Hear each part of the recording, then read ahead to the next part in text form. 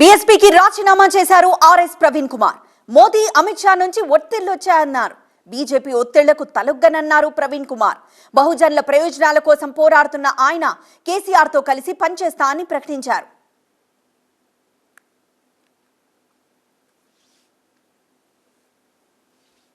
లౌకిక కూటమి, ఈ చారిత్రాత్మకమైన కూటమి ఏదైతే ఉన్నదో భారత రాష్ట్ర సమితి, అదేవిధంగా బహుజన్ సమాజ్ పార్టీ కూటమి, మరి రాజ్యాంగాన్ని రక్షించే కూటమి నచ్చని నరేంద్ర మోడీ, అమిత్ షాల ద్వయం మా పార్టీ మీద ఒత్తిడి తీసుకొచ్చి ఈ కూటమిని రద్దు చేసుకోమని నన్నే ప్రెస్ కాన్ఫరెన్స్ పెట్టి చెప్పమన్నారు. ఎన్ని ఒడిదుడుకులు వచ్చినా కూడా నడవాలన్నదే పొత్తు ధర్మం. ఆ విధంగానే ఒప్పందం కుదిరింది. కానీ దురదృష్టవశాత్తు ఆ ఒప్పందాన్ని రద్దు చేసుకోమని ప్రెస్ కాన్ఫరెన్స్ పెట్టమని చెప్పేసి నాకు ఆదేశాలు వచ్చినాయి.